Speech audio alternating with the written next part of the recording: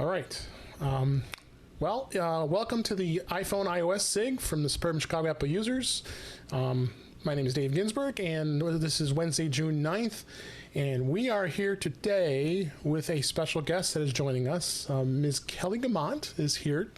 She graciously agreed to join us tonight to give us her views of WWDC, as well as you'll hear from me, as well as the other part of the agenda is going to be we both have new iPad Pros, the 11-inch iPad Pros, and we're going to give us our views on that.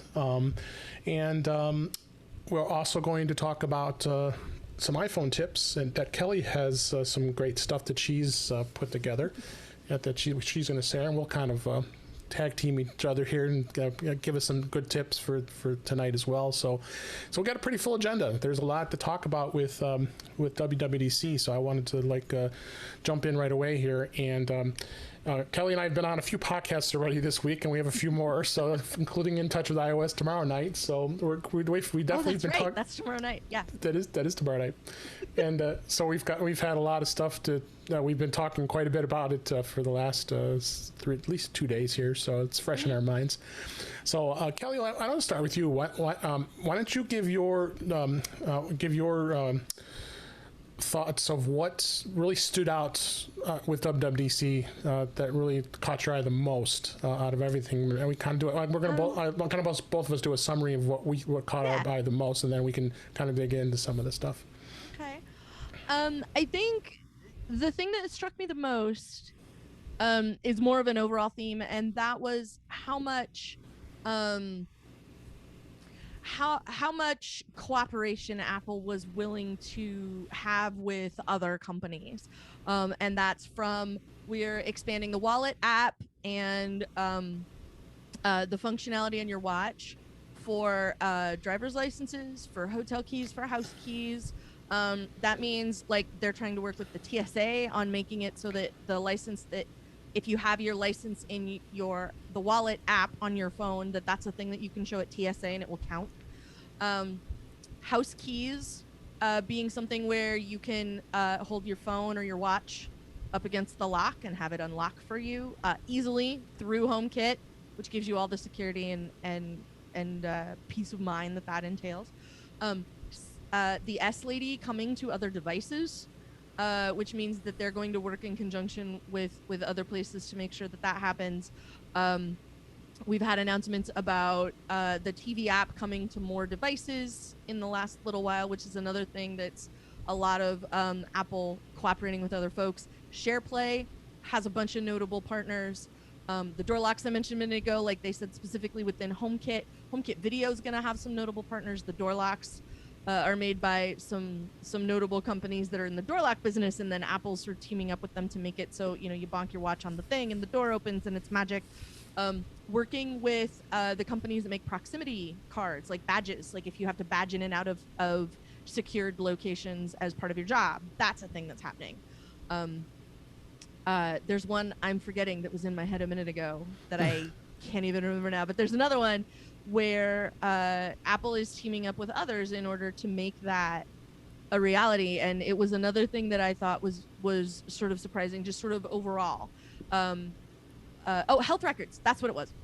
Yes. More of the stuff, you can have a better experience with your medical information if you're working with your healthcare provider and that sort of stuff. So I think for me, the overall theme of it was that Apple's doing a lot of cooperation that they didn't necessarily do before, and they're being very open about it. That's for all the double down on secrecy stuff that we've seen.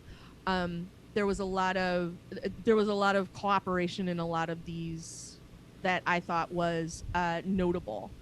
Yeah. I would say that, and also it felt like a whole lot of things, but I said this last night on Mac Voices Live, they felt like the right size changes. They were new things, interesting things, a couple things verged on witchcraft, but there were new things and interesting things, but they weren't fundamental shifts and fundamental operability changes. The way that you interact with your computer in a fundamental way has not changed. What your computer is doing for you in a fundamental way has not changed, but some of the adjustments and refinements around that were interesting to me. Yeah. By the way, if you have any questions for us, Bob Fairbairn is our moderator today, and he is going to be fielding all the chat questions. So be sure you go into the chat and type in your questions for us, and we'll continue on here from there. So if you have any questions during this time, so and I take questions about everything. I know David only wants to talk about iOS, but I'll take questions about everything, and that's Mac OS, Star Wars. The new Loki show that's on Disney Plus right now. Whatever you want to talk about, ask me your questions. Wait a minute, Loki's available? I didn't know it was available yet. It just Wednesday is the new Friday. It came out 17 hours ago. So yes. I guess I know what I'm leaving, Dave. See you later. Well, then I'm going to take a second and tell Bob that if you can't get enough of me here at the special interest meeting, I host a podcast called I Want My MCU TV, and this is what we talk about, is the new Marvel show on Disney Plus, whatever it may be. So we did WandaVision, and we did The Falcon and the Winter Snowman, and we're going to do Loki. So I probably screwed up the title of that second show. The Winter Snowman. Because we always wanted to call it The Falcon and the Snowman, like the old movie. And we never got there, so every episode it turned into a different. We just screwed up the title in a new way. Like, what are we calling it this week? Yeah. So. All right, let's steer back over to iOS here. Oh, shucks! I know. I don't know. Some of us will enjoy the conversation, but they're probably going to want to be boring people real quick. So Dave, you should just let the tail wag the dog and let's talk about Star Wars. That's okay. Wait, what? Star Trek. Who called me? Someone called me. I heard it just now. No. I sorry, Dave. No problem. So what I really got out of it, I'm going to get this kind of really brief summary here, is as Apple opened up the event and talked about iOS 15, that the 4 things that they came up with, they said that this had their goals was staying connected, finding focus, using intelligence, and exploring the world. So those 4 things we're going to see a bit of a theme here as we talk about some of the things that was added in iOS 15. Really, the whole theme of the event, my opinion, was that there was really now going to be, even more than ever, more integration between all devices. The integration was just amazing, and some of the things even on the Mac OS, which we won't touch on here tonight, but and it was pretty amazing here. So I'm going to go share my screen here, and I'm actually going to show, I have screenshots of some of the grids, because, they show those grids during the event and you never can see them. So here I am. I took nice big giant screenshots. Now we can look at them and kind of take a look here to see what they did here. So let me share my screen. And we're also, what I'm going to do is I do have, surprise, I have, everybody can see that okay, right? Yeah. I have iOS 15 beta on one of my alternate iPhones, and I have iPad OS 15 installed on an alternate iPad Pro first generation. So we're going to get to see some of these events, some of these items that were released here. So and if Dave is really fast, we can show macOS. Oh. macOS. So the first thing that really stood out was FaceTime, and FaceTime really had a lot of amazing things that they added to it, including it seems awfully Zoom-like, and it was really, I think that's really a lot what I've been seeing a lot of all the articles I've been reading the last couple days here, but they did do some pretty amazing features that they added in FaceTime, including. Like I said, Zoom-like. It's anytime now you speak, everybody's going to be, all your family friends are going to be in a grid, and it's actually you actually can see who's talking and not watching those screens floating all over the place where that is. So they also added voice isolation with the mic, and it's using machine learning, so it's going to give some pretty amazing. Sounds, because if everybody remembers the demo, for those who did see the event, she had someone behind her using like a blower. She put on voice isolation. I thought that was pretty extreme, honestly, but it did isolate the sound. I'd like to see it in action and try to see what else was there. So scheduling calls with FaceTime links here, and they now you're going to have specific links you can invite people, and those dreaded friends you have that have Android and Windows machines, you actually now can invite them, and they can be part of a FaceTime call for the first time. And that was what Kelly just touched upon. They've opened up FaceTime for third-party access, which is pretty awesome when it comes to that. So, the other thing too is they did put a portrait mode here in FaceTime, so that's going to give you some pretty amazing views using the portrait mode on the iPhone, and it blurs the background, so gives you a much better. In case anyone was unclear about how hard FaceTime was gunning for Zoom, now you can not only schedule those calls, but you can blur that background just like Zoom. Just like Zoom, right, which you couldn't do before. So, and then the other things, there are a couple of features I'm going to demo is the live text, which I'll talk about in just a minute. Ooh. And I'm going to also talk about another demo I'm going to show is the changes to Safari and adding the tabs at the bottom of the screen, which is cool. So, and we also talk about Spotlight Photo Search here just a bit. So that's that part of it. And then of course you saw everything as we talked about with the keys and IDs and wallet. I thought that was a pretty awesome, almost making me want to invest the money in having a keypad installed in my doors, as because I'll have to have them installed because I don't have the top locks on my doors. I only have them on the bottom locks, so gonna have to look into that. This is probably gonna get me to put me over the edge here and do it even more here. So, the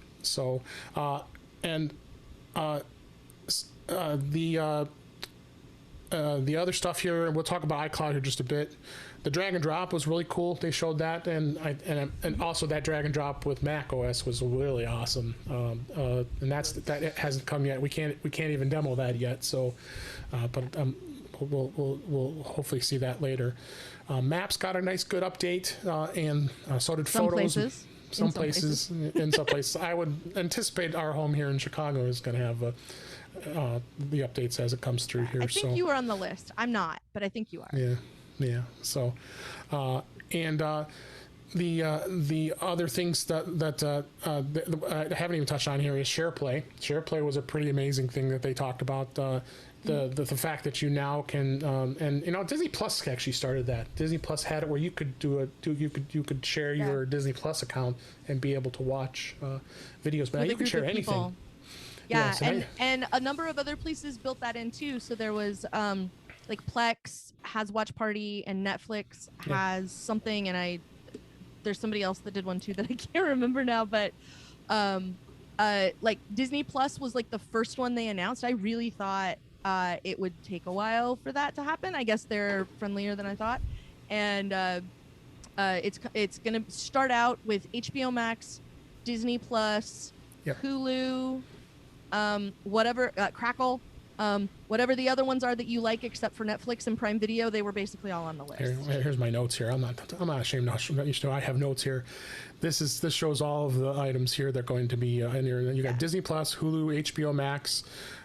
If you like Twitch, that's on here.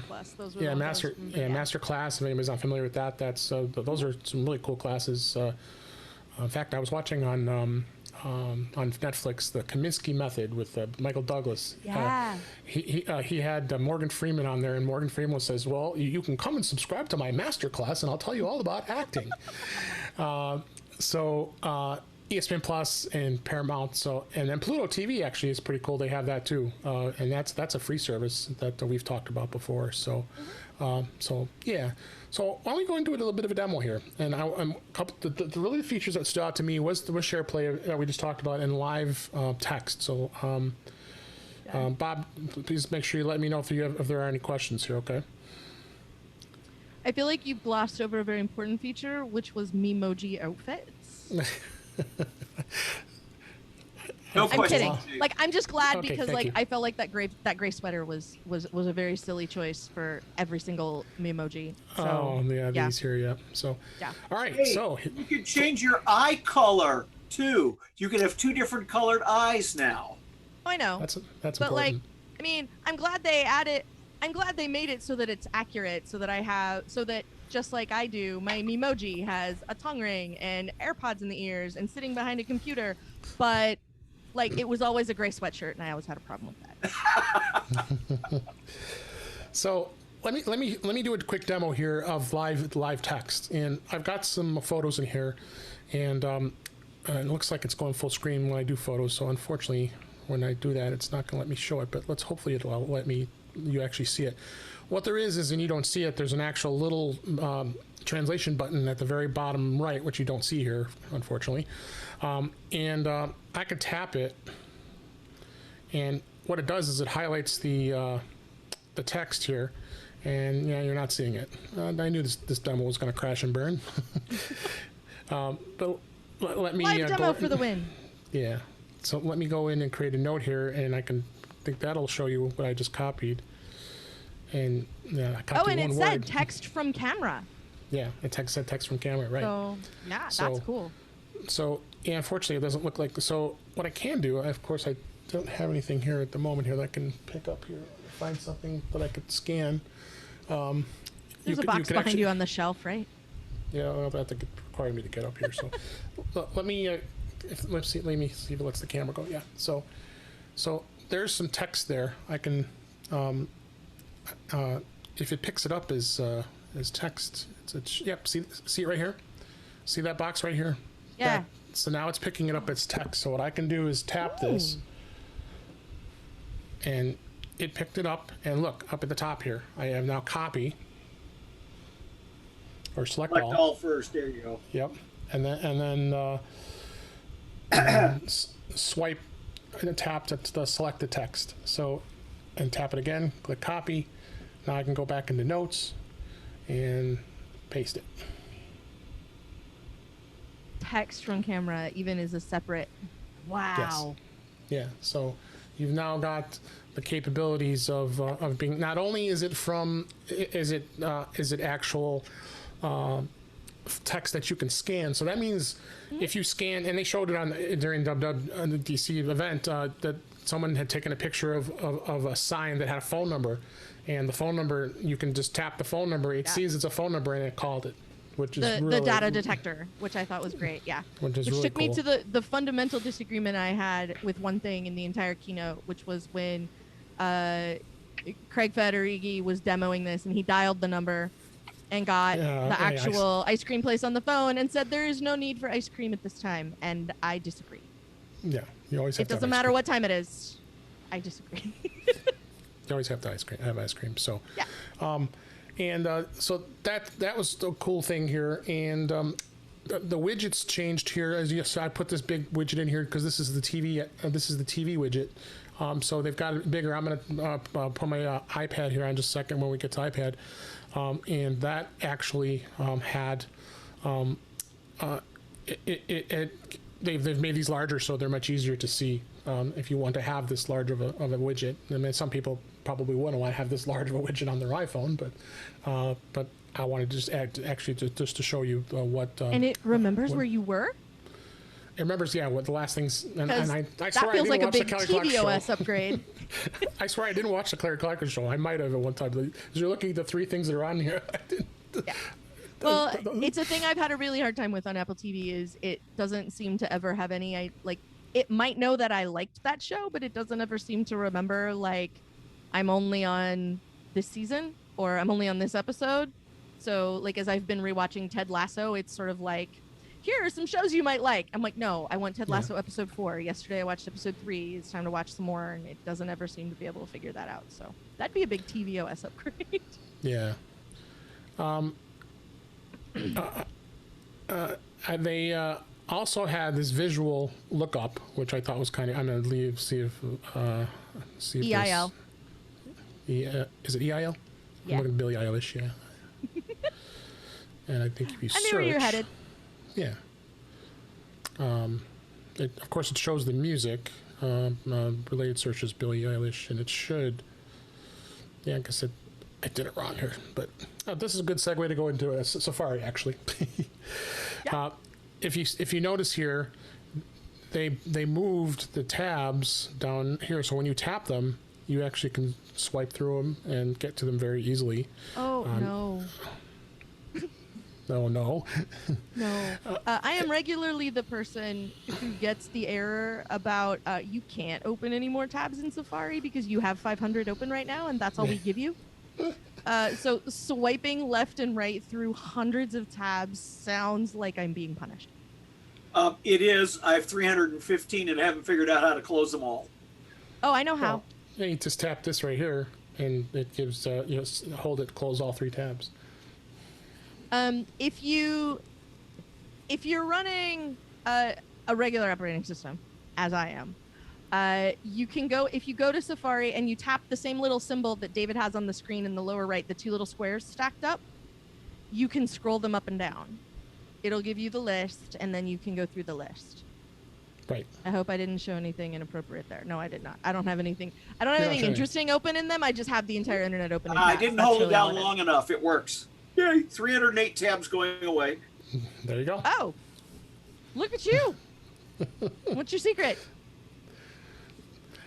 I'm like, I need that later for something, so I always have all of them open. Sorry, David. So this is what the rich search results are going to look like. Of course, this being beta, it's going to have some bugs. So we definitely get through them. The other thing too is that they did talk about focus, where you can go in here and if I bring the phone, let me bring the iPhone back up. If you see this button right here, this is in the control center. I can tap focus, and here's the focus section here, and this is what you get to see. So instead of basically what focus was an extension of do not disturb. So you've got ways of actually sorting out, setting up things for personal, for sleep, or for work. So if you go into personal, it's going to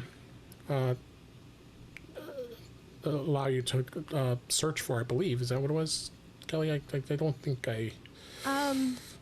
I don't remember, but basically it will sort of give you different flavors of do not disturb is sort of what it is. So you get like if you want to make sure that you get Slack notifications because you need Slack notifications for work, you can do that.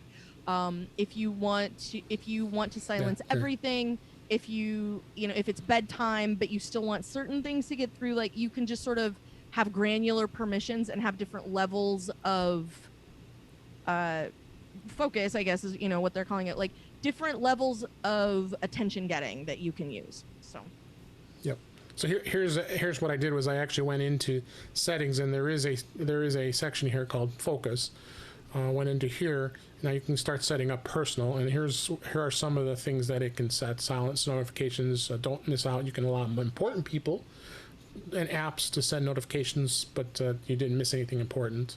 You can share the status, which they had showed that in messages, which I actually have right here. So this is a notification that would actually be in messages that tells you that person has silenced their notifications with focus. So, and there's also the summary, which you have on that screen as well, kind of over on the right, that shows notification summary.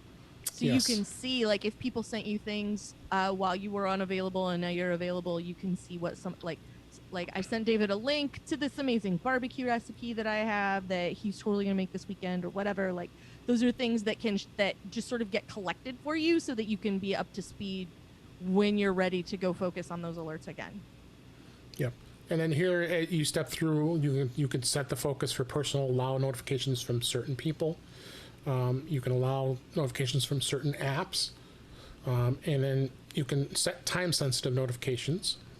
And allow those, and then that's it. It sets it up for personal. Then you can go in and do it for work, and you can go in for sleep, and then you have you really have it broken down a little more granular. It makes it a little easier to set that. So so they did some cool things here. What other things that stood out? Dave, go ahead.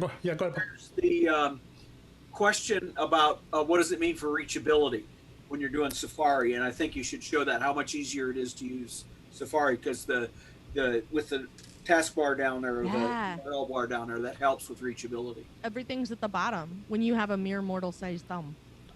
Yeah, why? I don't know why this went into privacy mode for some reason. Even if you have a giant phone and a mortal-sized thumb, yes. Well, even what they consider the regular size phone, like you still need, like my thumb is only ever gonna be this big, so, you know, so I can get it on screen. Like that's a whole lot of screen that I'm missing out on otherwise. So yeah. I feel like I'm one of the only people that use reachability still, but I use it all the time. Yeah, I really don't. I should, because I'm one of the people that complains all the time that there's so much of my screen that I can't use. But I never end up using it. Like whenever it happens, I feel like it's an accident and I have to undo it. So I'm trying to remember, reachability was it would bring it down, right? When yeah. And this is a 10R, so it's a smaller screen. So yeah. I think I'm gonna have that capability on this iPhone to show that, but it does. I don't know. I'm on the fence with these tabs. I agree with you. It's gonna take a little getting used to. So, Dave, can I ask a question? When you Of course. type in a URL, let's say like Elvis.com, do you? So see, that's the challenge, right? So it pops up to the top, right? Yes, it does. If you're selecting that, you would use reachability to put the cursor back up in the search screen, in the search bar, right? Right, because if you tap the search bar, it goes up to the top there. Yeah. There's your Elvis webpage. Yay. Oh, this is a spam, obviously. So I like Elvis and Dave likes Billie Eilish. Go figure. I just picked it because it was on the random choice here. So, What's so, NeilDiamond.com got for us today, David? I don't know. Let me point out here the privacy report that's readily available here now, and actually telling us all the sites that had trackers that went through, and it's. Well, and you we've can get that we've shown now. this before. Yeah, we got the now, so it Yeah, that's something in brings iOS 14 that you can see as well. It brings it easier. It actually even brings it up even quicker. Yeah. So They've made it more discoverable, which has been a problem with iOS for a long time, is discoverability on some of those things. So it's nice to see that it shows up and that you can see it. So that's DIAMOND. yeah, if I can actually type, yeah. See, I'm so used to my 12 Pro Max. Well, at least it was suggesting one for you. There you go. It was. Put a D there at the end, and it'll try and give you NeilDiamond.com. We'll just Google search it. We can all agree on Neil Diamond, right? There it is. Right. And I'm kind of like in every site I've gone to, the pages are very robust. The visually they look even better than they did before. I mean, this is a full, Billie Eilish's site did the same thing, so it's a full screen a picture of them. And obviously, it depends on the website and how they've coded it, but yeah, I think Safari's got some nifty things that are available out there. So it's nice. The address bar it is never at the top. Like you see it for a second when you're typing, but it's never up there, and everything is at the bottom now instead of partly at the top, and then as you scroll away, it disappears, and then you have things at the bottom if you scroll. So floats. I really like that it's putting the thing that you actually came to see front and center. That's nice. Yeah, it floats. So anyway, that's Safari. Couple of things they enhanced, like Find My now locates your iPhone when it's powered off, which is pretty cool, because that's usually what happens is when someone wants to steal the phone, they want to turn it off right away, so you can't find it. Well, that's not going to be the case anymore. So you have that. So there's also short-term iCloud storage. In the bottom left, it says temporary iCloud storage, which showed up in the chat, which is why I'm asking. Why I'm pointing it out is because if you get a new phone and you want to transfer your data, then Apple's going to basically loan you that storage for like 3 weeks to make sure everything gets moved over to the new device, so that you have a way to do that effectively. Because apparently nobody knows how to plug their phone into a computer anymore. So this is what they're doing now instead. No, and honestly, they should be giving us more space for the let's free start tier. by giving everybody 64 gig if that's the smallest phone that you can buy. But that's a story for another day. That costs them a lot of money. It doesn't. Yeah, but they are doing something good with iCloud storage, which is related, which is iCloud Plus. So that they can continue to charge overpriced per gigabyte, but they're giving you additional services with that. And I don't know if you want to talk if that's on your agenda tonight, David, or not. But it was the thing that I thought was notable. Yeah, if you want to bring that up for the iCloud before I move on to iPad OS. Yeah. So let's talk a little bit about iCloud Plus. Yeah. This is there are a few things about it that I thought were useful. The first was because I think this was iCloud Plus as well, was the disposable email addresses.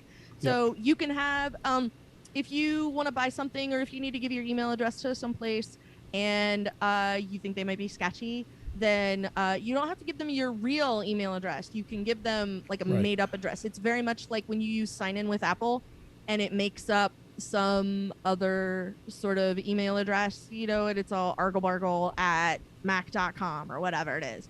And then you can use that as your email address. And then if anybody wants to communicate with you, they can. But you can also just sort of use it as a disposable address and then like never accept email from it, and you don't have to worry about it. Like you can just say like this is evaporated and it's fine. The other thing that they're doing with that is private relay. So this is sort of like using a VPN so that the traffic that you're generating is masked. And so it goes to one private relay and then a second private relay.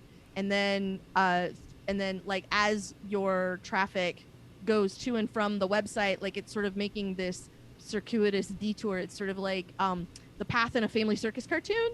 So it's very confusing and hard to follow, so that if somebody was actually trying to track you, it would be very, very difficult to do so. I would say nigh impossible by the time you get a second relay involved. This is another thing that Apple's doing for sort of anti-advertiser stuff for people who are tracking creepy amounts of data about you. So this is another thing that's supposed to help that. And there are other security features I'm sure we'll talk about later. But that was one of the big ones, was using this private relay system. And that all comes with literally any level of iCloud storage that you're paying for now. So if it's the 99-cent version, or if it's the $3 version, or you're paying for terabytes, then any of those are going to come with this. This also ties into the HomeKit stuff that I talked about earlier with the expanded HomeKit secure video support. That's another thing that's going to happen. That's part of this. If you're paying for any space, you get more things for that payment per month for free.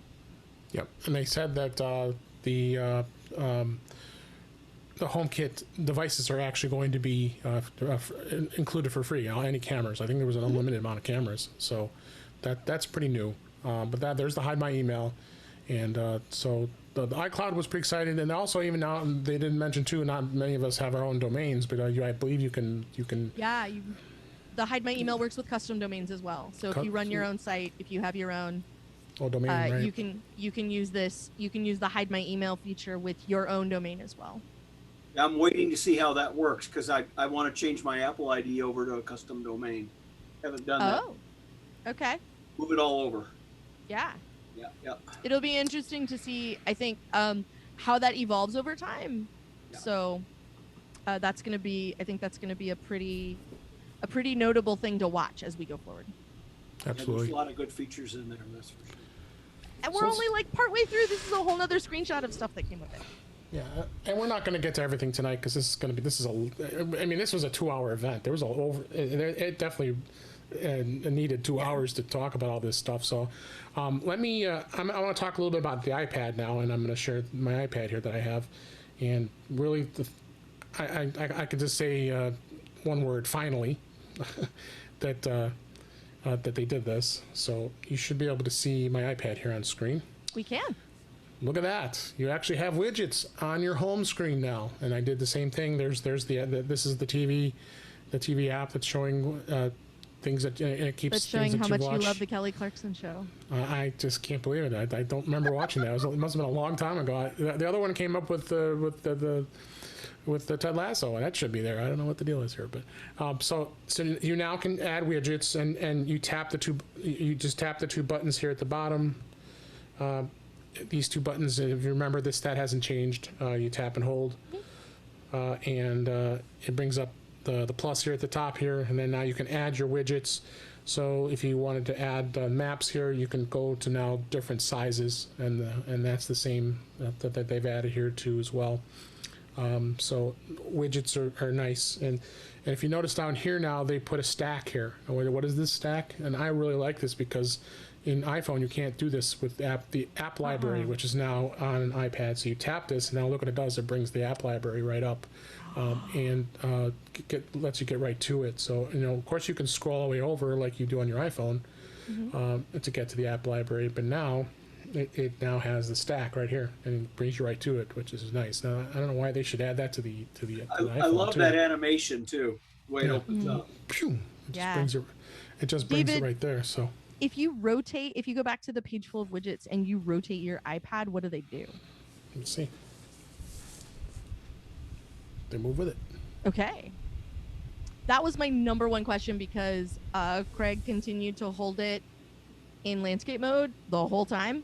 Yeah. So I'm like, first you're covering up your camera, and then put a camera on the long side, you guys, seriously. And then second of all, what happens if you flip the screen? Because I was curious how the interaction with the widgets would change. So thank you for showing me that. Yeah, I absolutely. hadn't been able to see it in action yet. I don't have it on my iPad. I just have the one. So Right. I don't have a beta device for it yet because I adhere to the Star Trek movie rule of betas, which is only ever bother with the even numbered ones. So for the sake of time, a lot of this stuff is already on that I just talked about with iOS is on iPad OS as well.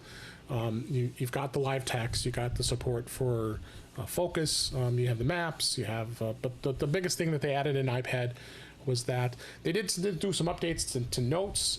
One of the cool things was that quick note. I don't have this iPad, I don't have an Apple Pencil to do it, so I can't demo it, but if you recall, I thought that was pretty amazing where you're able to do doing a split screen and being able to tap with your pencil down to the bottom right and bring up a quick note at the bottom Quick there. note. Yeah, that Yeah. looked really cool. And you jot down a quick note with your pencil, and then you be scrolling through the rest of the pages and start taking other notes. And so they really did some pretty amazing enhancements. We'll probably have to do a segment on just notes alone because there's a lot there. And- So The multitasking menu was the other thing I thought was Yep. the multitasking and the drag and drop were the things I thought were pretty notable because the multitasking menu makes it easier to use split view and slide over, which have always been sort of hard to find. And then even if you find them, they can be hard to use, like until you spend a bunch of time sort of practicing those gestures. So I'm glad Yeah. to see that that's gotten a lot more obvious and a lot more they've surfaced it so that it's something that people can see more easily and try to use effectively. So yeah, I So- really liked that. Oh, almost had the iPad fall on the ground there. So let's go real quick. I mean, a lot of you already watched the event, so I'm not going to want to have to rehash everything that was talked about.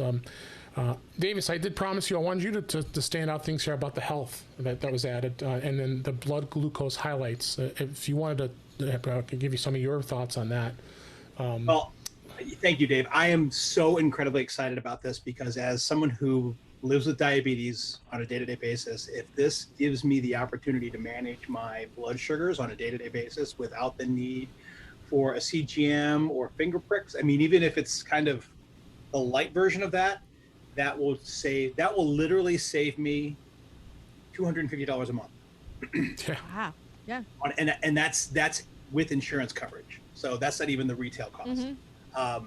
And I think what's really exciting about this is that you can track these numbers now in the health app. But to me, what this is saying in a very veiled way is this is coming to the Apple Watch because they made it a point to talk about it. They highlighted it on the graphic here. Mhm. And with something that's already available, there's something big coming with that. So I'm just keeping my fingers crossed that it's the Apple Watch. And I'm desperately due for a new one anyway. So I'm real excited. I'm excited about that too. We have a couple of questions, Dave. You wanna Yeah, go? please. Yeah, Yeah. if they want to unmute, they can ask it as well if they'd like. Yeah. So there was one that we got answered already, which was Apple weather. It's now dark sky. If you want to show the weather app, it's a lot nicer on the iPhone. It is. And are there still iPhone? Susan's asking, is there still iPhone features that are missing from iPad OS? Good I don't- question. Think so. Pretty close, I think now. There's no calculator on the iPad. Yeah, no calculator. That's always That's just because they like PCalc. They want you to buy it. They want you to spend money on their developers. yeah. Spoiler alert, Bob, since you were the one that named drop PCalc, over at Daily Observations, I do interviews with developers all week about WWDC, and I got to talk to James Thompson about PCalc and about some of the new stuff that they announced this week at WWDC. So that's coming. I think tomorrow is his interview. He's a wonderful person. he's an absolute delight, and I'm thrilled every time he talks to me. So it's great. Was there Oh, even a walking weather? steadiness. What- That's a What's question about walking steadiness. Yes. No, it doesn't detect when you're drunk. Well, it might. It'll definitely tell you, like, you could fall down.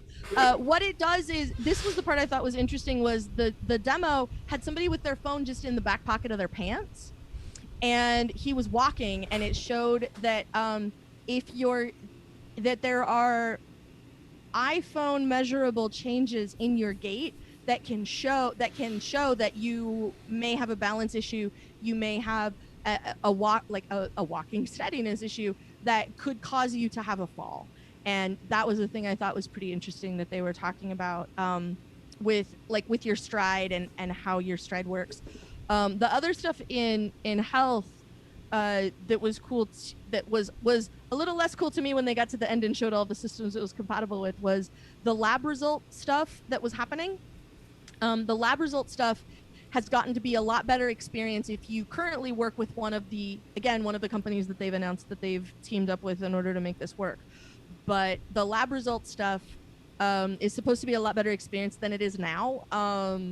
So whatever you have now, it might improve if you get your lab work done through your insurance and stuff through one of these companies. And also, by the same token, there's another piece of it where you can opt in to share your health data with your healthcare provider, like automatically. Yeah. Instead of going to your appointment and going, here's my health data, you can go to your appointment. Like when you go to your appointment, your doctor can look at the record and see, here's your heart rate for all of these times. And now your doctor, when you go in, your doctor already knows.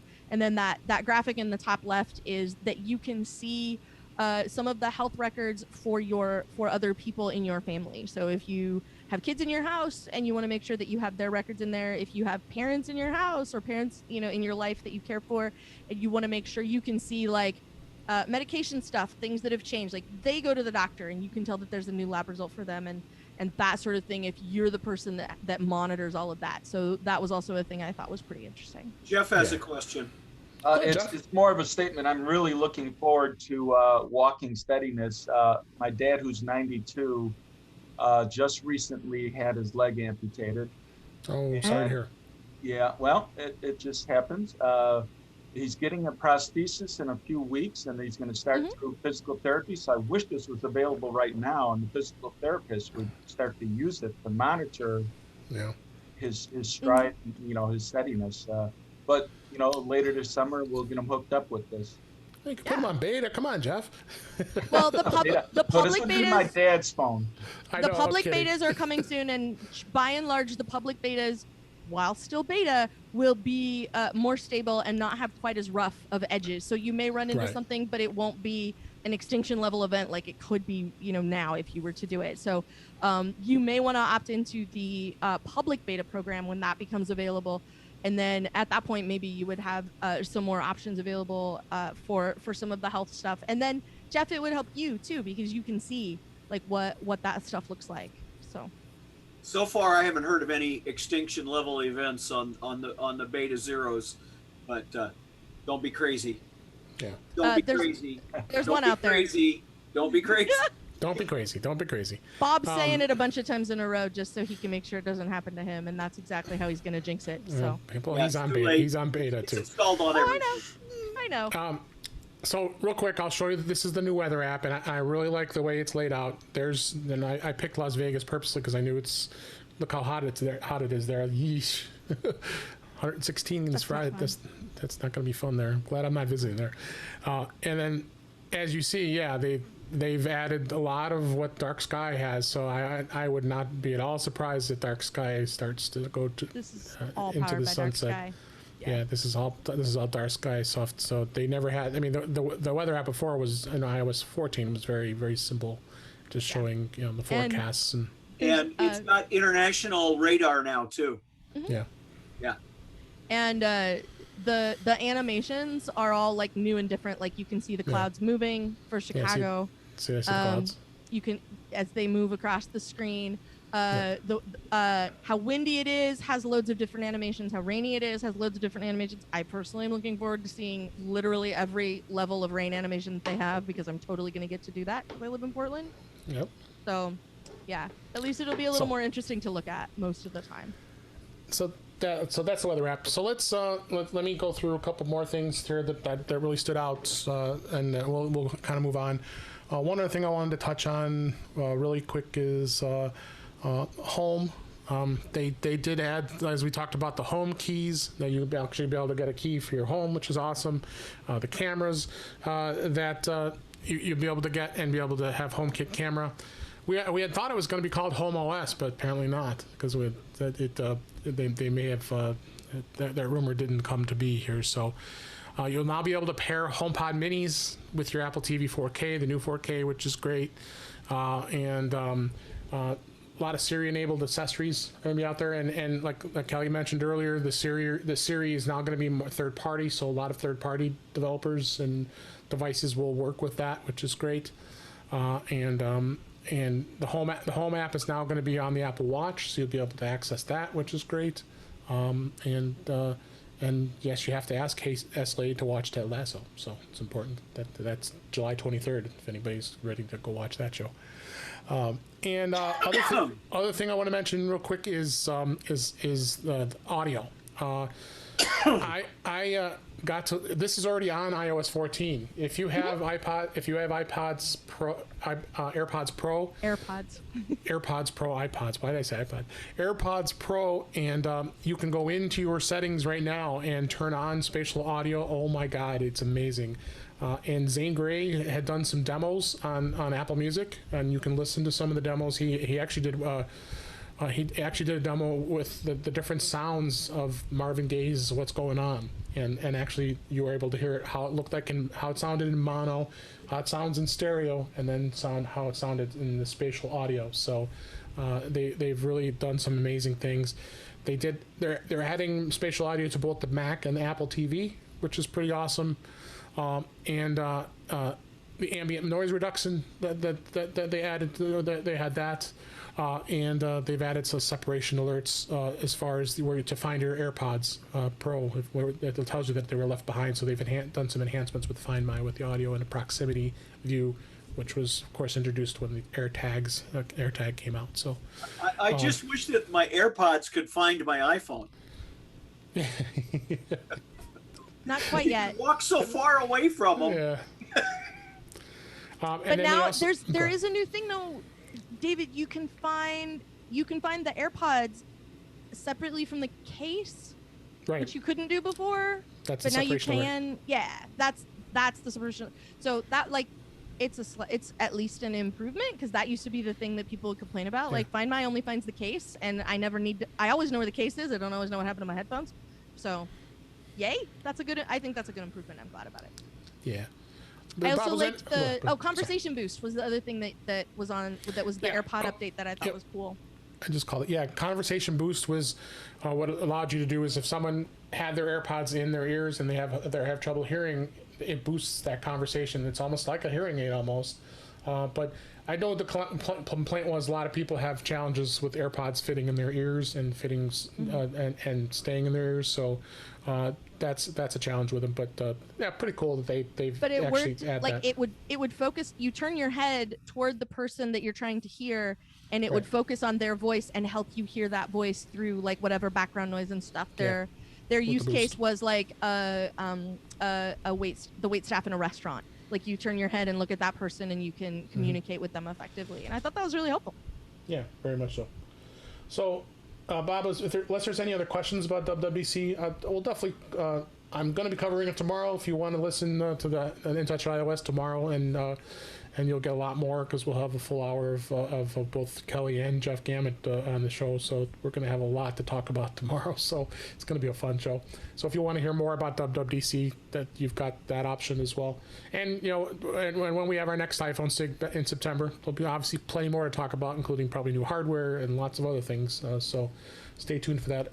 Otherwise, this will be a 2-hour session all by itself, just talking about WWDC. So what I wanted to do, just change gears a little bit here. And both Kelly and I have the new iPad Pro And you opted just like I did with the 11-inch. And did you have any interest, Kelly, in the 12.9-inch? None whatsoever. Yeah, me either. So here's mine, and of course, I had already had the Magic Keyboard, so it fit nicely because I had the 2018 iPad Pro. I traded it in, and Apple was very generous. They gave me $455 for my 3-year-old iPad, so I can't complain. Yeah. One of the things I first did when I first received the new model, I had to do a benchmark just to kind of see what the speeds were, and I definitely noticed, and I don't know if you do, Kelly, it's very zippy in speed. I'm very impressed of what they did with this here, and I think I could let me share this real quick, and show I did screenshots before I traded it, and I had you had to send it here, and I will share this, and let me share here. Here we go. Sharing. And you guys see my screen now? Yes. All right. So this was the iPad. This is the new iPad. I used Geekbench. And you notice what's cool is it actually says what it is. What the processor is. It's an ARM, and it's got 8 gigs of RAM. Which, like I said, I got the 256. I think you did too, right, Kelly? Yeah. Okay, and then here was this was the iPad Pro from 2018, which was an A12 processor and a little less than processor speed. So the speeds were pretty dramatic. If you see the number of differences here, I thought this is substantial here. I'm not going to get into all the geekiness of what these numbers mean, but other than it does make a difference. This is graphics. So you can see here that this is this iPad right here, and then this is the old iPad. So it had almost a double in performance as far as that goes. But it's zippy. I mean, you're seeing me flying through this right now. I'm noticing with this M1 processor that it really does I definitely notice a difference. And some people don't say that, but I think it does. And the screen, I did a screen comparison to both the 2018 model and this one. No comparison. This screen is just insanely sharp. And this is not the 12.9-inch, which has the XDR display and that as well. So I'm very impressed with it. And it just wasn't in my budget. I just didn't think I could justify the really high cost of a 12.9-inch iPad Pro. And I was very comfortable in keeping this within my budget and still be able to enjoy what an iPad does.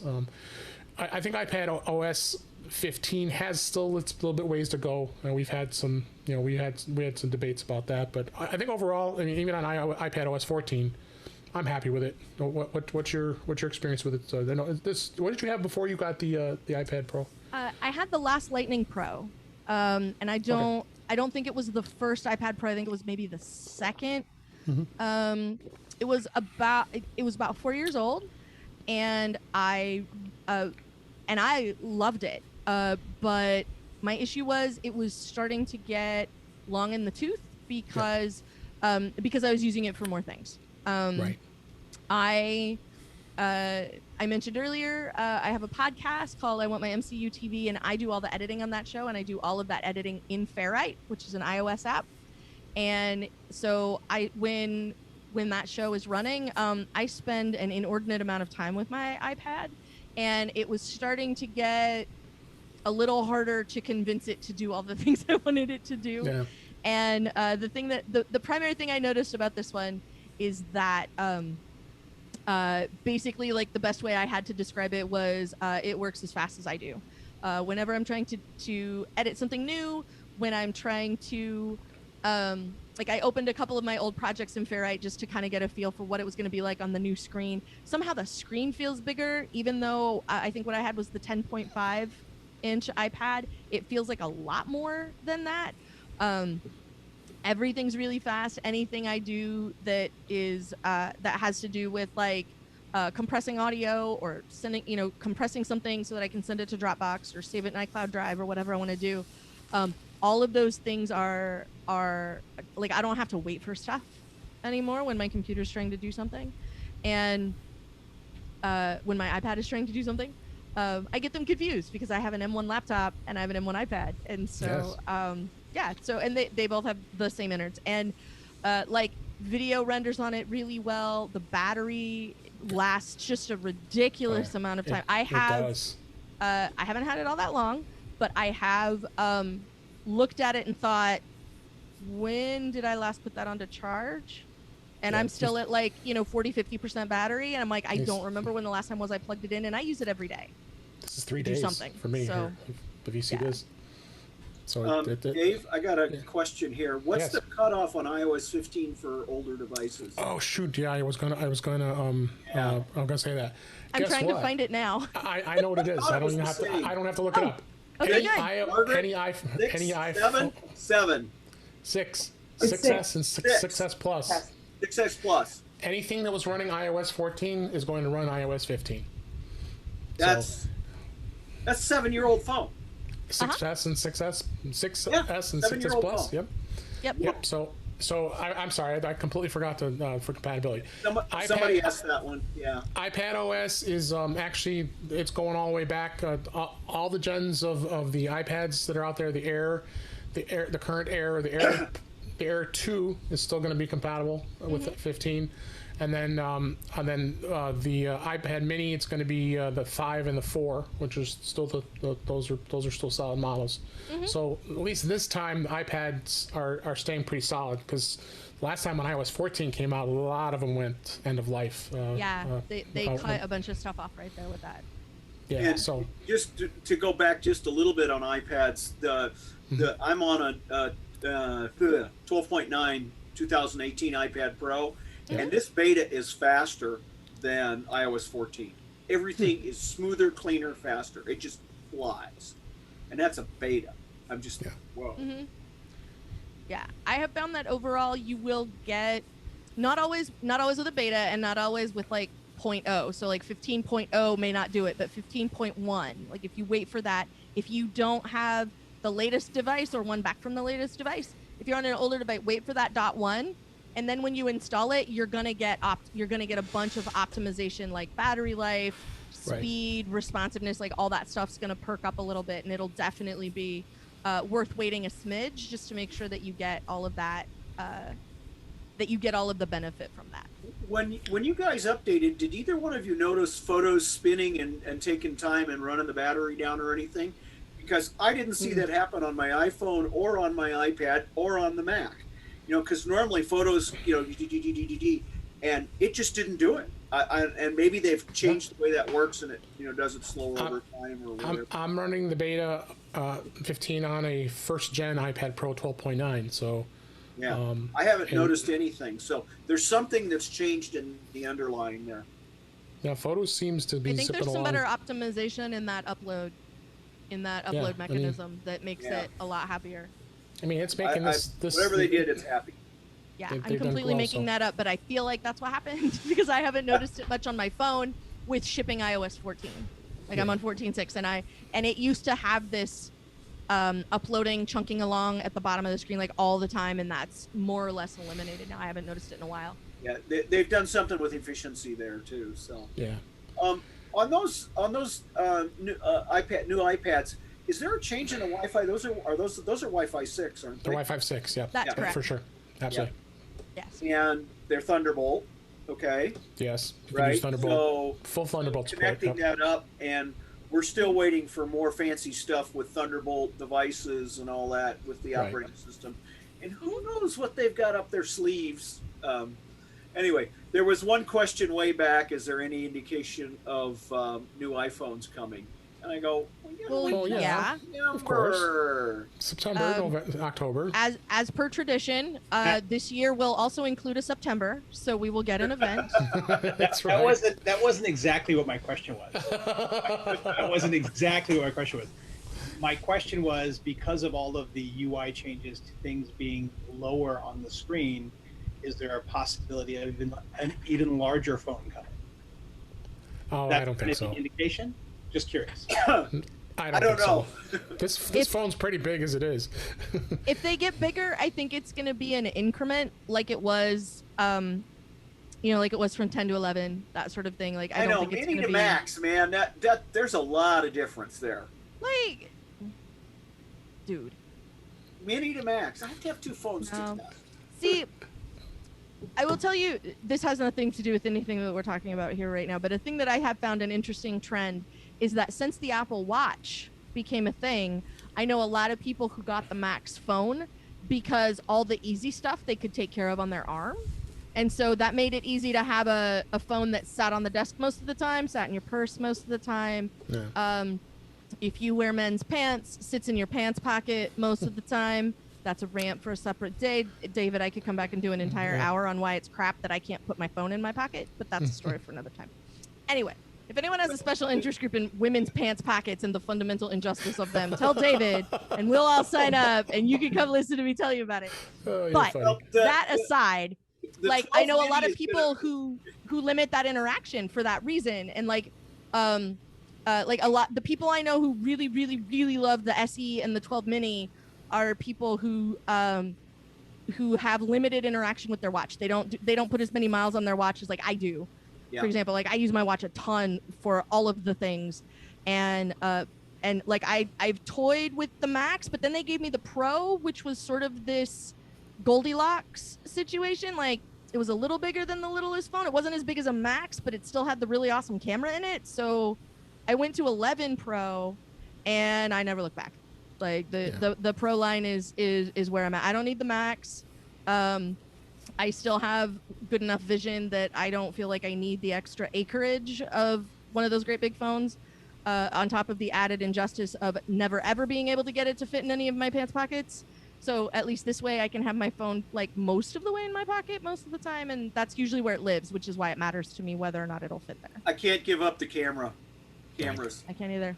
On the Pro Max, I cannot give up that Dolby, and it's just jaw-dropping how good the video It is. So, okay, so Kelly, we were going to also have you talk about some of your iPhone tips that you had spoke about today. I'd love to have you share some of. It doesn't have to be a full-out long presentation, but I'd like you to share some of your tips that you've been sharing with others, and I think everybody here would enjoy that. I have this list that I've sort of made by walking through all of the different pieces and like turning over rocks and looking behind things and under the couch and behind the fridge and that sort of stuff, like operating system wise. Like I do a lot of that because I want to know and it's very interesting to me what sorts of stuff you can come up with there. So I'm gonna hand select a few tips that if you spend a little bit of time, if you spend 10 or 15 minutes, I talked about this earlier today, as a matter of fact, with another Mac user group. If you spend 10 or 15 minutes in each of these sections of your phone, you can make your phone work for you so much better than it does right now, just by making these tiny little adjustments that make parts of your phone a lot better. So we're gonna talk about those in a minute. So the first one is Control Center. If you go to Control Center, if you pull down from the Wi-Fi and the time, everybody go do this. Everybody but Susan, because she's knitting, and I know that that's important. If you pull down from the top right corner, you'll get your Control Center. And take a good look at what's there, and you probably don't care about some of the things that are there, but you can fix that. So we're going to talk about that in a minute, because the first thing I want to show you right here is that the top left corner, which is this piece where it shows you the airplane mode and the Wi-Fi and the Bluetooth and your cellular radios. If you press and hold on that box, it will pop up and give you a second level box and show you more. Oh, Susan put down her needles. You can tell it's serious. It's on now. So if you look at it, you will see that there's more things. And then once you've got them all in here, like the Wi-Fi, for example, which one's Wi-Fi? So I've turned Wi-Fi off, but if I press and hold on the Wi-Fi, then it will not only show my Wi-Fi network, or if I was connected to it like I am now, it will show you the Wi-Fi network you're connected to at the top, and then you get the list of all the other things that are in your vicinity. So like if you want to look at different Wi-Fi networks, you can get to all of that from the control center. Another thing you can do in there is if you tap and hold on it, you can get the Bluetooth menu for the same, in the same way. Like here's all the stuff that basically shows up in system preferences under Bluetooth, and it can save you a bunch of tapping if you want to use it that way. You can also change your AirDrop settings from right here, if I can do it on camera. So you can just tap on AirDrop, and you can change it to whatever you want the AirDrop settings to be on that particular one. But that's just a really fast way to get to some of those. So the way that you make Control Center work for you, you're totally going to get to boss it around, and this is your opportunity. So if you go to Settings, and you scroll down a bit, right under General in iOS 14, right under General is the setting for Control Center. And if you go to Control Center, it will show you that you have some options, and it will give you, here's the stuff that they give you, and here's all the other options you have. And you can change the things in there, and you can have a whole bunch of things in there. Like that thing goes all the way to the bottom of the screen, so you can add like more rows of stuff if you have more stuff that you want to put in there. One that is very popular with a lot of people I know who I show this to is the magnifier, because it will open your camera and zoom it in a certain amount. So if you remember going to restaurants, sometimes restaurants were dark and then the menu font would be really little, and this would help you read it. So that's super handy. Or like you need to read the serial number off the back of your iPad, like, use magnify, and maybe it'll be in a font that's like readable by human eyes. If you use the stopwatch a lot, you can put it in there. Do not disturb while driving is something you can toss in there really quick so that it works for you. There's a number of other things in there, and you can configure like the order of them. Like if you don't ever use the Apple TV remote ever on your iPhone, and you've never needed it and you're not interested, then you can take it out of that list.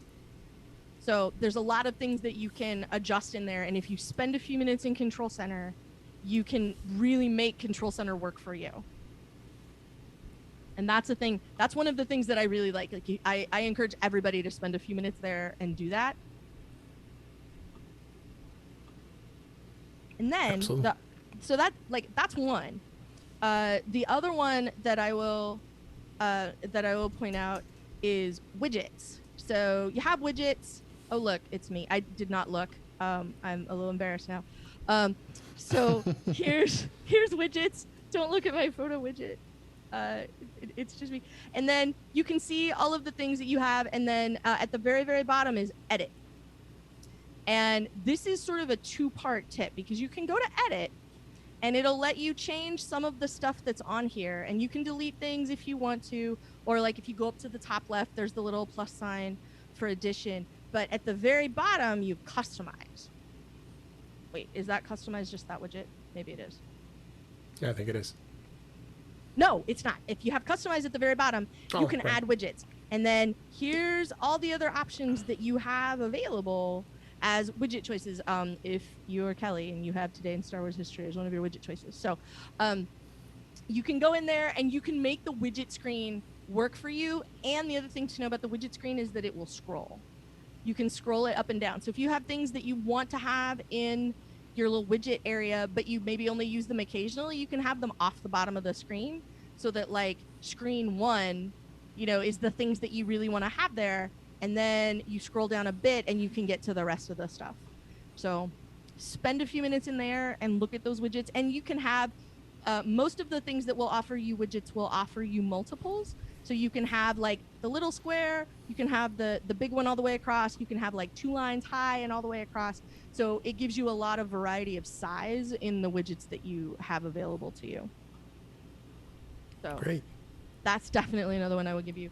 The other one that I would point out is more customization. And this is one, I don't know why this is one that seems to catch a lot of people, but you can have custom notification sounds when certain people call you, when certain people text you, and you can even set a custom vibration for them. So if you are a person who can put your phone in your pocket, then you can tell by the vibration of it who it was that called you or who it was that texted you. And the way that you do that is you go to the contacts. Let's all do it together. So you open your contacts app and you pick a contact, whoever it may be, and you tap on edit. And if you scroll down a little ways, you'll see that there's ringtone and text tone.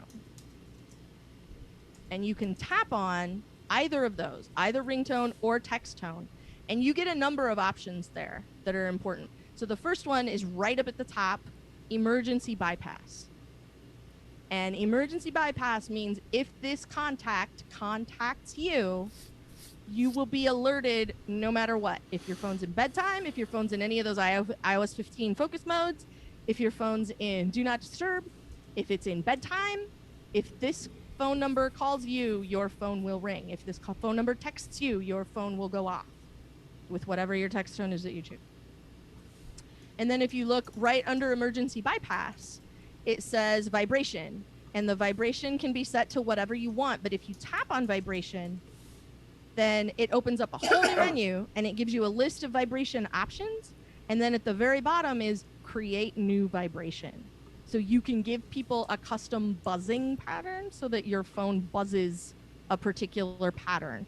Like one of them is SOS. So if somebody calls you and it's really important, you can make sure that SOS is the thing that buzzes for you. And then and the options are the same both for ringtone and text tone for what you can set them to. So you can set different people to different ringtones and different text tones. And the advantage I have with that is I usually have the sound on my phone, and as a result, then I can tell just by hearing the noise my sound makes, hearing the noise my phone makes. By that sound, I can tell who that person is. So that particular Star Wars robot is my husband, Mr. Kelly. That particular Star Wars robot is my best friend. The other particular Star Wars robot is another friend of mine. And then everyone else gets yet another Star Wars robot sound. I hope we're all sensing a theme here. So that's my phone is named R2D2, so it should surprise no one that it basically makes nothing but Star Wars noises. It's small and beepy, and it makes a bunch of chirping noises, and it saves the day all the time. So I couldn't call it anything else. So those are some things that are massive that will make a huge difference, particularly if you have the sound on your phone regularly. Those are things that are going to make a massive difference to you as far as customizing the stuff that you actually use and the stuff that you actually want to get to easily. There's three things right there. So your phone will make particular noises or vibrations depending who calls you and texts you. I recommend the Imperial March as a ringtone for that person that's going to call you that you don't want to talk to. So then you're at least prepared when you answer. You can also, and changing the control center and changing your widgets can make things really useful for you in a particular way. And also just sort of like cruising through the apps that you have and finding out which ones have widgets available for you that are something that's interesting and useful. Like I use that app all the time. It's really handy that now I can have it in a widget in the corner of the screen all the time, or make whatever adjustment you want with that. Another thing I'll tell you about with this is we're going to talk a little bit about the S Lady, which is the voice assistant in your phone. And I do too many podcasts to ever call her by her name so that I'm not accidentally tripping someone's personal assistant. It actually concerns me that I'm going to do that to somebody on accident someday, so I try really hard not to. So I'm going to call her the S Lady for now. The first thing I will tell you is a fun thing. She will call you whatever you want. So if you wish to be Supreme Commander, she will call you that. If you want her to call you sir or ma'am, she will call you that. So those are great. All you have to do is say, "Hey, lady, call me Supreme Leader from now on," and she will. If she mispronounces your name, you can fix it. Ask me how I know. So she always used to call me Kelly Guimont. And so I don't know where she got that from. She clearly had bad information. So you can say to her, "Hey, lady, show me, like my contact, and then she would say, showing you Kelly Guimont, and then I would say, that's not how you say my name. And then she would say, that's not how you say that name. And then she would say, how do you pronounce?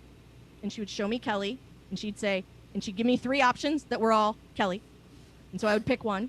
And then she would give me 3 options for Guimont. And then I would give her the one that was actually better. And unfortunately, I had to do that a bunch of times because I have a bunch of my husband's family in my phone. So I had to tell her for every one of them.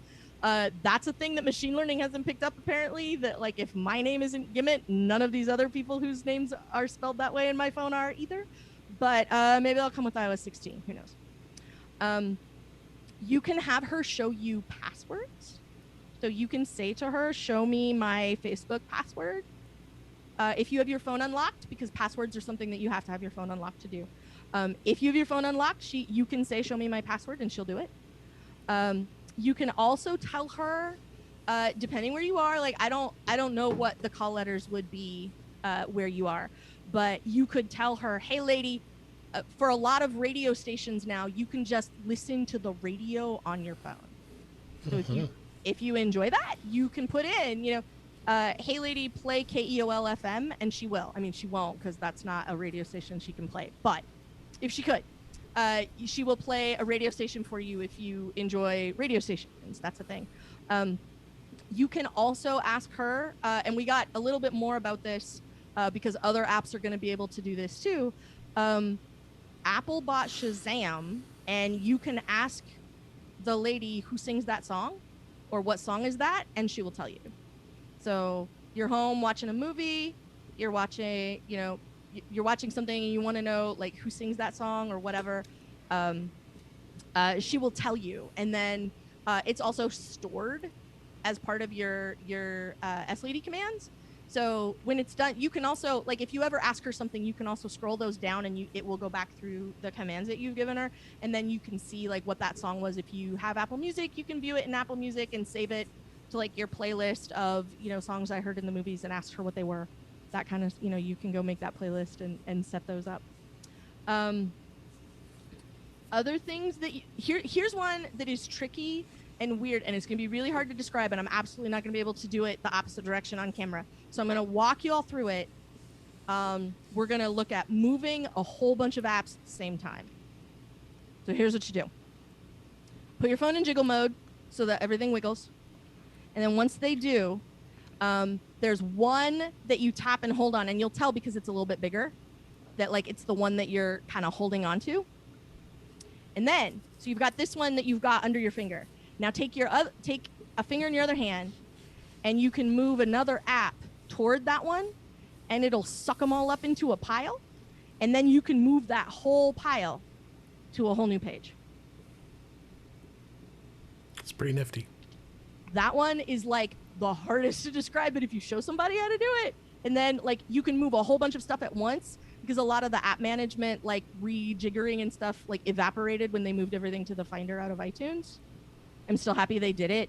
I'm sad that this was the trade we had to make, but this is a thing that you can do instead, is if you put them in jiggle mode with one hand, like if you tap and hold so that tapping and holding on the app long enough turns it into jiggle mode. Once they're jiggling, then you can take your other finger and you can stack a bunch of apps in that pile and just make them a big pile of apps, and then move that pile of apps to a new page or whatever, and then scoot them all at once. Weird and complicated, but once it works, it's super great. We have a new one in, I don't remember if this came with iOS 14 or if it's something that you can only do on the 12. David, you can probably help me with this. And that is the magic of back tap. Yep. I believe 11? It was iOS 14. Was it 11 14? has it, I think. I think you can do it on an iPhone 11. I know you can do it on an iPhone 12. I don't know how much further back it goes than that, but you could tap the back of your phone and make something happen. 2 times or 3 times. Oh, thank you, Richard. It goes all the way back to the 8 Plus. So you can make your phone do certain things based on that back tap. You can tap twice or tap 3 times, and you can have it do something, whether it's an accessibility shortcut, turn voiceover on or off, zoom something in, that sort of thing, or you can have it activate a shortcut. So when you back tap, it will automatically activate low power mode. It connects it to your AirPods or connects it to your car automatically, or runs some shortcut that launches a certain number of apps, or something like that, so that you can do whatever the thing is that you want to accomplish. That's another one of those, like, spend a few minutes looking at what the options are for that, see what you want to use there, and that can make a huge difference for you. So double tap brings up Control Center. That's an awesome shortcut. Particularly if you have a hard time with that top corner, which I know sometimes is hard to get. Like, even when I'm like looking at it and paying attention and trying to do it, sometimes it doesn't always take on the first swipe. So having that bring up Control Center on double tap is super handy. Let's see, David, how much time do we have? Because you have no idea how much stuff is on my list. We have 5 minutes. Okay. Another thing I will tell you guys is that I don't know how many people know this, because every time I tell people this, they go, "Oh my God, really?" So go clean up your contacts, and I'll tell you why in a minute. So you can go to iCloud.apple.com, and you can log in with your Apple ID, and it will show you like the copy on the server of all of your stuff. Like, if you can look at contacts, you can look at mail, you can contact messages. And you can see all of those things, like there's little tiles on it. It looks just like you're looking at a phone, right through a web page. So click on contacts and make sure you've got everybody in there the way that you want them, because there's 2 really important things that happen when you do that. Number one, you can interact with all those contacts via Siri. So, I did it, didn't I? You can tell her, text David, I don't have the link for the meeting tonight. You can tell, and then she'll know how to work that out. And if you have nicknames for people, she will also use nicknames, as shown to excellent comedic effect in Ted Lasso. I shan't elaborate. You can also, once your contacts are in order, another thing you can do is just type if you have an address attached to somebody, you can type your contact's name in Maps, and it will give you directions to their address, which is the one that blows everybody's mind that apparently nobody knows about, which I didn't realize. This is why I have this list, because it's a lot of stuff that I didn't realize nobody knew. So that's another one.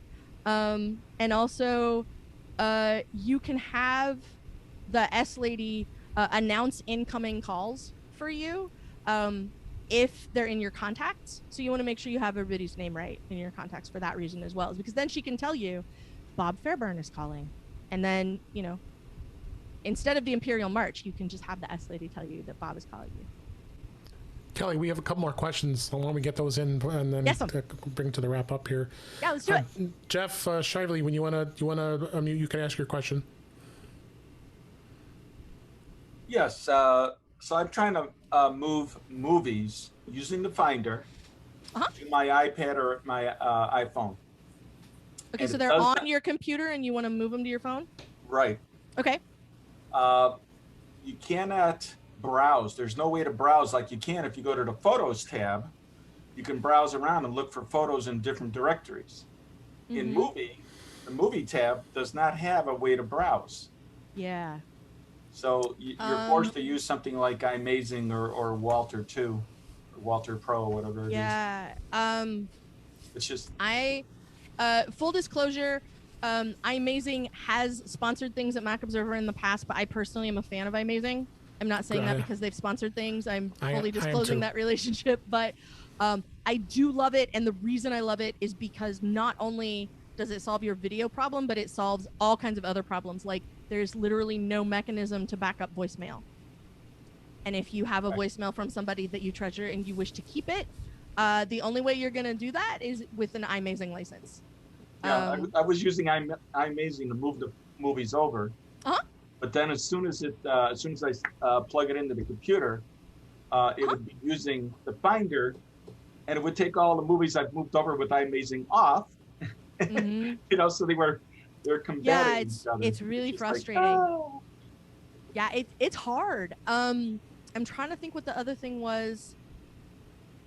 Because it's a long story, but I have some, I have a couple of fan edits of some movies, and they they don't show up as like real movies. They show up in the home movie section of the TV app now, where they just sort of used to be video on their own that I could just play video. That doesn't seem to work so much anymore. So I've had a hard time like maintaining those relationships and getting that stuff to move over. And I have just found that whenever there's something that I can't do the way I want to do it via the Finder, if I fire up iMazing, iMazing already has that problem solved. So Yeah, thank you. I wish I had a better answer for you than please go buy this $30 piece of software. But Well, I'm just like, going to contact Apple and tell them to fix it like they did the photo tab works. The movie tab does not. every time I bump up against something like that, I like with plugging my phone into my computer or my iPad into my computer, every single time I have that problem, iMazing is the thing that fixes it, like every time. So Yep. I found that super helpful. Next question. We're going to answer 2 more questions, and then we're going to wrap up here. Okay. Davis, go ahead and ask your question. Dave, this actually might be for you because you're on the beta, but one of the things that came up during the presentation was that in the iPad OS interface, you could move full pages of apps at a time. You cannot do that on the iPhone in iOS 14. Do you know if it's coming to iOS 15? So I can't go into the page mode, like, where you hide the pages in the home screen. You can't move them as a page. I thought you could. Am I remembering very, very badly? So I was curious if you guys know if it's coming, because that would be a huge feature. Rather than grabbing all of those icons per page, like you were mentioning, Kelly, if you could move a page around from, like, if page 2 you want in page 4. You know what I mean? Yeah. And it doesn't allow you to do it in iPhone now. I was just curious if you guys knew about it. I'm not familiar with it. I thought they showed something like that in the keynote. If you go to pages around on the iPhone. No, that was the iPad, but they didn't show it on the iPhone. Oh. Oh wait, does that not? That only lets me hide them. I'm like, wait, I know how to see all the pages at once, but it only lets me hide a page. It doesn't let me actually move them, which is dumb. You can't reorder them, Yeah, still they don't think they've had it added to iPhone as of yet. No. That's my official assessment. It's dumb. And our very last question, Ed or Becky, if you want to ask your question. Yeah, I just had an occasion where we've upgraded to Big Sur, and on Becky's iMac, all of her contacts got duplicated, and I'm wondering if the tip that Kelly just gave us would it be easy to go into the contacts in iCloud and just delete all of the duplicates, every other one? Yes and no. First of all, Becky, your beard is magnificent. Second,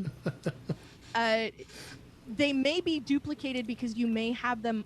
You may have a set on the Mac and then a set in iCloud. That might be why you're seeing them twice. If you're not seeing duplicate contacts everywhere, then it's a device issue.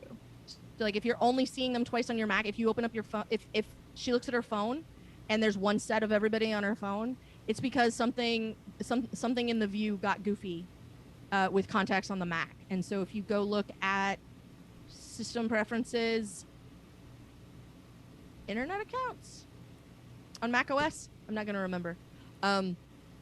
Or if you open the contacts app and you can see that they're all duplicated there, and you go to the contacts preferences, it'll show you, like, here's where I'm seeing all the contacts from. And it'll show you all the accounts that you're using. And if you do that, then you can tell there, like, maybe she's got, like, local contacts, and those local contacts have also been synced to iCloud. And so now she's showing on my Mac and also showing iCloud contacts, and that might be why you're seeing all of them twice.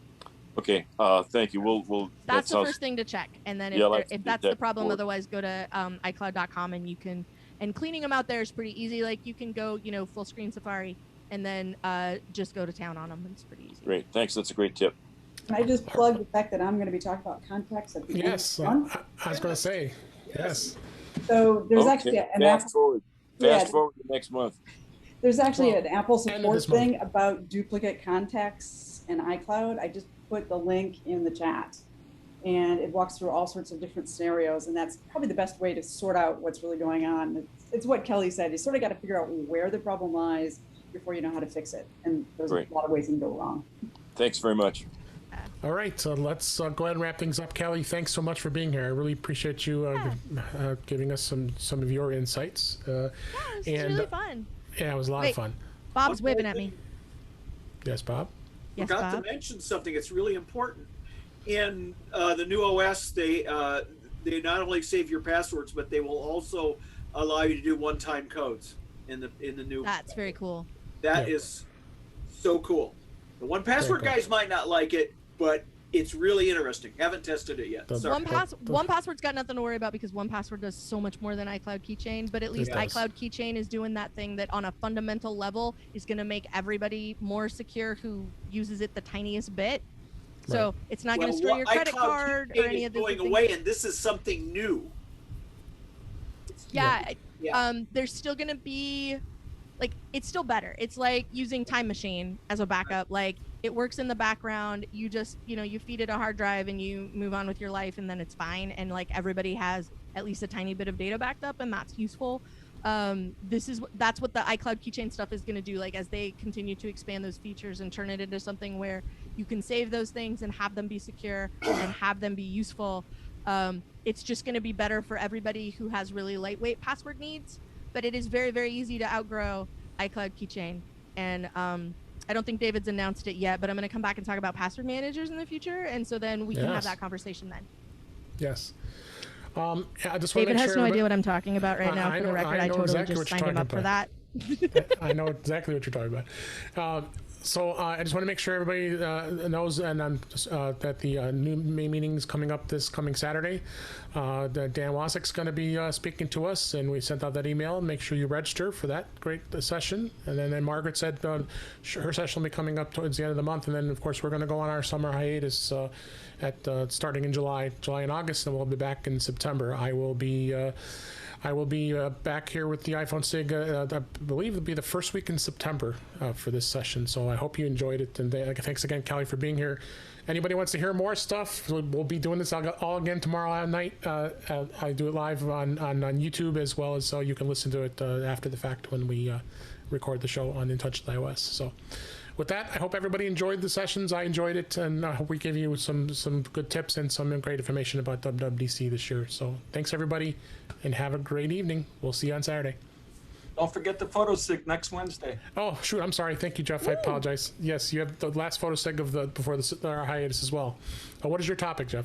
Go ahead. We're going to be covering how to shoot fireworks on an iPhone and macro work on an iPhone. Excellent. You might get Kelly to come. Summer flowers. I'm listening. Yes. All right. Yes, and we'll be definitely sending out that email before the end of this week so you have a chance to register for that as well. Thanks, Jeff. Thank you for reminding me. And thanks, everybody, for being here. We'll see you on Saturday. Good night, everybody.